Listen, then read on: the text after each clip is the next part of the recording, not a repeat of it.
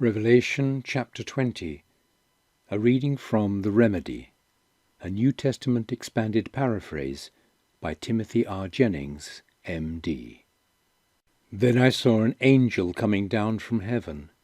He had the key to the abyss and a great chain in his hand. He grabbed the dragon, that ancient serpent who is the devil or Satan, also known as the fallen angel Lucifer of past, and bound him for 1,000 years. This symbolizes Satan being bound by the chain of circumstances upon a desolate and abysmal earth, with no living creatures, for 1,000 years. The angel threw Satan into the abyss, locking and sealing him there, upon the desolate and void earth with no one to deceive, until the end of the 1,000 years, after which he will again have the wicked to deceive for a short time. I looked into heaven and saw thrones, and seated on the thrones were those who had been given the ability to make correct judgments. And I saw those who, having judged God and his methods rightly, had been beheaded for giving the same testimony about God that Jesus gave, and for staying true to God's word. They did not join with the beastly power, or lie about God, or model themselves after the coercive methods of the beastly power, or choose to mark themselves as loyal to the beastly power, either by agreeing in heart or merely giving their support. They were resurrected at the beginning of the 1,000 years, and reigned with Christ during the 1,000 years. This is the first resurrection. The unhealed dead were not resurrected until after the 1,000 years were ended. Happy and holy are those who arise in the first resurrection. The second, eternal death, has no power over them. They will be ministers of God and of Christ, and will reign with him for 1,000 years.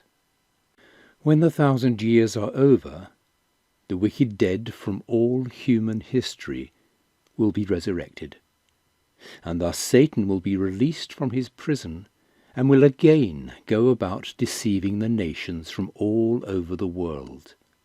All those who oppose God, symbolically referred to as Gog and Magog, he will gather together for battle. The number of those who gather to war against God is beyond counting, like sand on the seashore. Once gathered, they march across the earth and surround the camp of God's people, the city he loves. It is then that God unveils himself fully, and rivers of fire come out from him, and the fires of truth and love consume all evil and sin. And Satan, who deceived all those outside the city, along with the beastly power and false prophet, is drowned in the lake of consuming fire coming from the presence of God.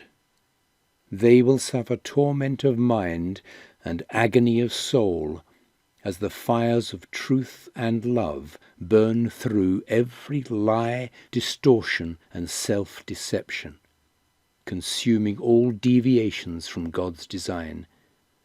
And the painful reality of their corrupt condition sears through them day and night, for the conclusion of their existence.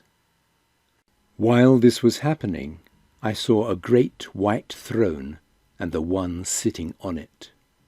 The sin-infected earth and sky faded from his presence. And I saw the unhealed dead, great and small, standing before the throne. And the books were opened. Another book was opened, which is the book of life.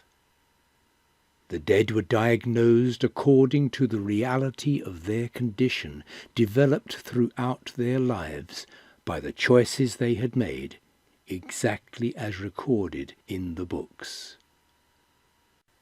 The sea Death and the grave gave up their dead, and all the unhealed were raised to life, and each person was accurately diagnosed by the characters they formed from the choices they had made. Then death and the grave were thrown into the lake of fire, the lake of God's fiery presence, which is the second or eternal death, when all deviations from God's design for life are permanently consumed. If anyone did not partake of the remedy, and have their character restored to Christ-likeness, and thus have their name written in the book of life, they were thrown into the lake of God's fiery presence, where truth and love consumed all lies, deceit, and selfishness.